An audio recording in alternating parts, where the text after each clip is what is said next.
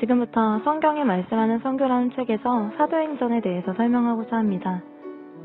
목차를 살펴보면 첫 번째 선교의 근거, 그리고 목적, 방법, 내용, 일꾼, 대상에 대해서 이 목차를 근거로 하여 사도행전에 대해서 알아보고자 합니다.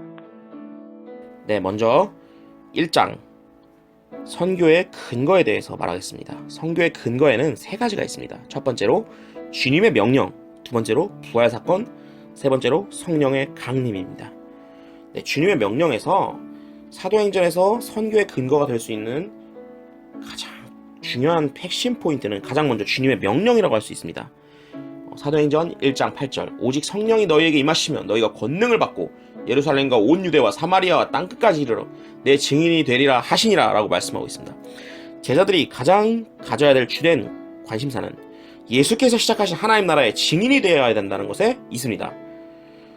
그 말씀에 따라서 제자들은 증인의 삶을 살고 있었기에 증인이 되리라는 말씀은 사도행전의 주제 같은 말씀이며 1장 8절 아까 말씀드린 그 지리적 명칭들은 사도행전의 일종의 목차와 같은 역할을 하였습니다.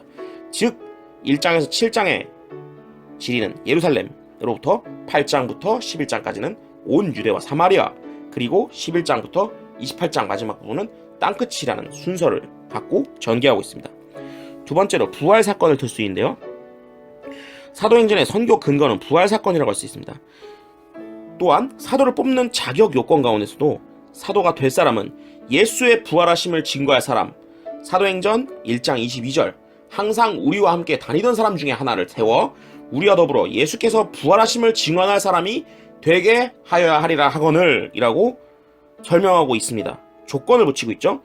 부활이야말로 선교의 중요한 원동력이기 때문에 반드시 예수의 부활을 목격한 사람이 선교의 역군이 될 수 있다는 믿음이 있었던 것으로 보입니다.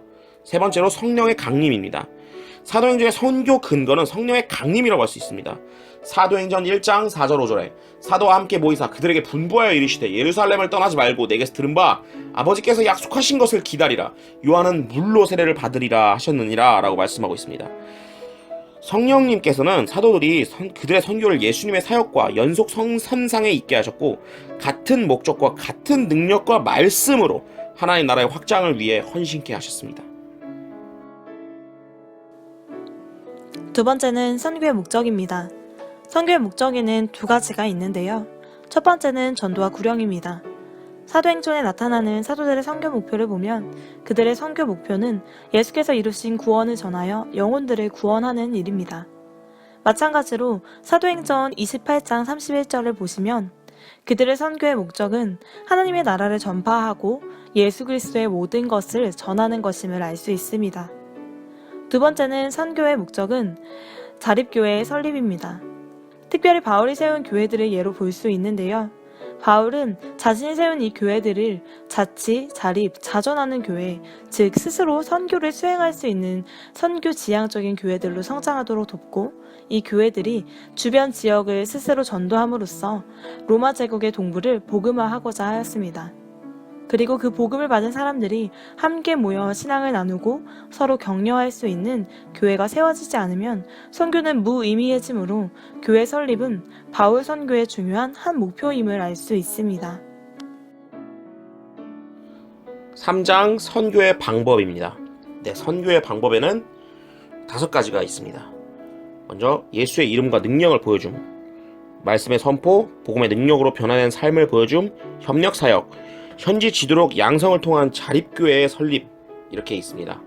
네, 한 챕터씩 넘어가도록 하겠습니다. 먼저 예수의 이름과 능력을 보여주면서는 사도행전에서 보여주는 선교의 방법 중에 가장 두드러지게 나는 주요한 방법 중에 하나는 능력을 실제로 보여주는 것입니다. 예를 들어서 성전 미문에 있는 안진뱅이를 치유하는 사건, 베드로가 행하죠. 사도행전 3장 6절에 나옵니다. 네, 그래서 베드로가 이르되 은과 금은 내게 없거니와 내게 있는 이것을 내게 주노니 나사렛 예수 그리스도의 이름으로 일어나 걸으라 하고 능력을 보여주게 됩니다. 그리하여 예수의 이름과 그로 인한 기적의 역사는 사람들에게 복음에 대한 관심을 끌게 하고 효과가 엄청나게 일어난다고 볼 수 있습니다. 두 번째로 말씀의 선포라고 할 수 있습니다. 베드로는 방언에 대해 의아하게 생각하는 사람들을 향하여 사도행전 2장 38절 베드로가 이르되 너희가 회개하여 각각 예수 그리스도의 이름으로 세례를 받고 죄사함을 받으라. 그리하면 성령의 선물을 받으리니 이렇게 강하게 선포를 하였고 3천 명이 회개하고 세례를 받고 예수께 돌아오는 역사가 일어났습니다. 말씀 선포는 친절을 넘어서 친절한 토론을 넘어서는 것이며 그 속에는 증명, 설명, 검증, 설득 등이 포함되어 있습니다. 세 번째, 복음의 능력으로 변화된 삶을 보여줍니다. 초대교회 성장의 가장 중요한 동기 중에 하나는 성도들의 구별된 사랑의 삶이었습니다.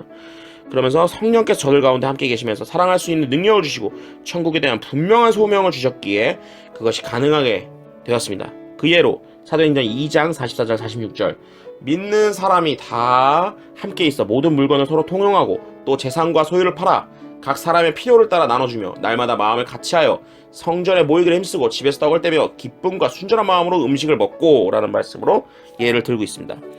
네 번째 협력사역입니다. 협력사역이라는 거 이제 가장 잘 케이스가 나타난 것이 사도 바울입니다. 사도 바울은 접두사 syn, syn, 누구누구와 함께라는 전치사, 보카벌을 특별히 좋아했습니다. 이 접두어는 두 가지 기능으로 사용이 되었다고 하는데 첫 번째는 그리스도와의 연합, 또 나머지 두 번째는 복음 사역을 위해 동역한 사람들과의 연합을 위해 사용되었다고 합니다. 그러므로 협력을 중요했던 바울은 이런 점에서 나라는 표현보다는 우리를 표현을 자주 쓰고 자신이 전하는 복음을 우리 복음이라고 전하고 있습니다. 다섯 번째, 현지 지도력 양성을 통한 자립교회 설립을 나타나고 있습니다. 오순절의 역사와 첫 이방교회인 수리아 안디옥 교회를 통하여 로마 동부에 수없이 많은 교회가 세워지게 됩니다. 바빙크의 선교, 교회는 그 자체가 살아있는 영적인 규제이며 하나의 유기체적인 전체이다. 이 교회만이 몸을 증가시킬 수 있는 힘을 가지고 있다고 나타나고 말을 하고 있으면서 이러한 이유로 교회는 신자의 신앙적 훈련과 양육의 역할을 감당하는 핵심 공동체인 것입니다. 사실 사도 바울은 10년이 채 되지 않는 시간 동안 로마 동부의 주요 지역에 스스로 서서 주변 지역을 복음화할 수 있는 교회를 세우고 그 지방 출신 장로들을 세우고 그들에게 전적으로 모든 목회의 책임을 부여하고 있습니다. 예시로 사도행전 14장 21절에서 23절을 나타내면서 복음을 그 성에서 전하여 많은 사람을 제자를 삼고 루스드라와 이고니온과 안디옥으로 돌아가서 제자들의 마음을 굳게 하여 이 믿음에 머물러 있으라 권하고 또 우리가 하나님의 나라에 들어가려면 많은 환난을 겪어야 할 것이라고 각 교회에서 장로들을 택하여 금식 기도하며 그들이 믿는 주께 그들을 위하여 위탁하고 라고 말하면서 예시로 들어주고 있습니다. 네 번째는 선교의 내용입니다. 선교의 내용도 두 가지로 나뉘는데요. 첫 번째는 구세주이신 예수 그리스도입니다. 대표적으로 사도행전 2장에 나타난 오순절 성령 강림 사건 이후에 행해진 베드로의 설교를 살펴보면 베드로의 설교는 대략 다음 네 가지 주제를 담고 있습니다.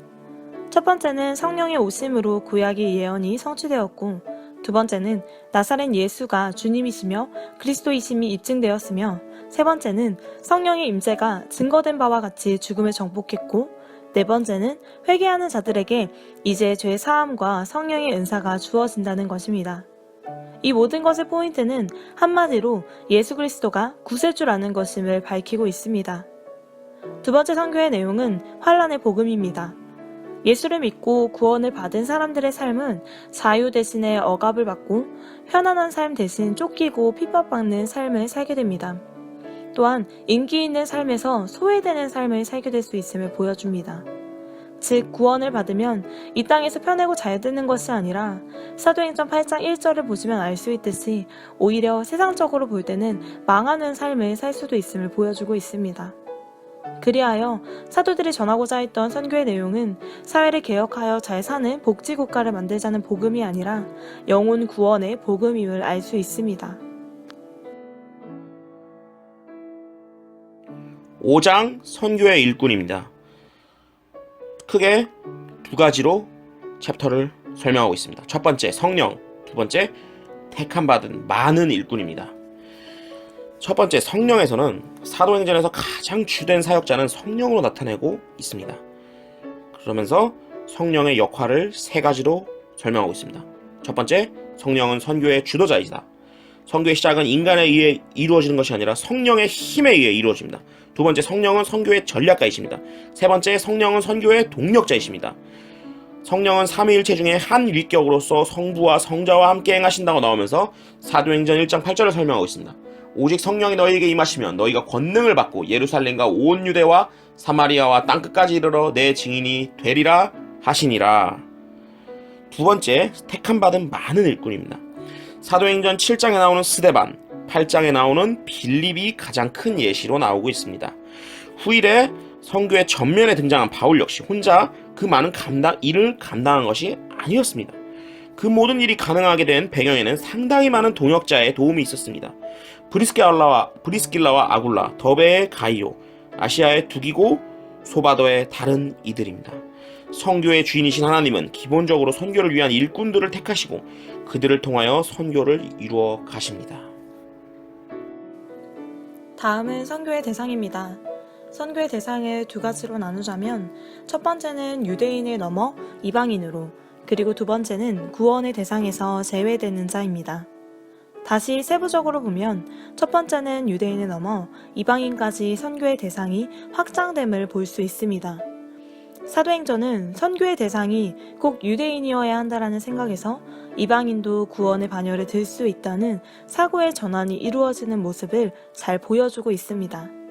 사도행전 15장 1, 2절을 보시면 알 수 있듯이 이때 행하여진 예루살렘 회의에서는 이방인이 구원의 반열에 들기 위해서는 먼저 할례를 받고 유대인이 된 후에 그리스도인이 될 수 있는가, 아니면 할례 없이 그리스도만 믿으면 가능한 것인가 하는 것이 문제의 핵심이었습니다. 결국 예루살렘 회의에서는 15장 19절의 말씀의 일부인 이방인 중에서 하나님께로 돌아오는 자들을 괴롭게 하지 말고 라는 부분을 통해서 결론을 내리게 됩니다. 그리하여 유대인이든 이방인이든 구원을 얻는 조건은 그리스도 안에 있는 하나님의 은혜, 즉 오직 믿음으로서만 얻을 수 있는 것임을 천명하게 되었습니다. 두 번째는 구원의 대상에서 제외되는 자에 대해서 말하고 있습니다. 사도행전은 선교의 대상에 대해서는 어떠한 제한도 있을 수 없다고 말합니다.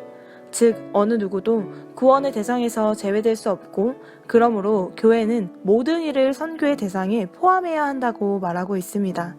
또한 이방인에게 유대인의 율법을 짐지워서는 안 된다는 예루살렘 회의의 가르침에 따라서 구원의 조건은 오직 예수를 믿는 믿음으로만 한정지어야 한다고 말하고 있습니다.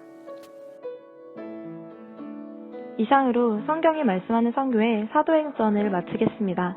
들어주셔서 감사합니다.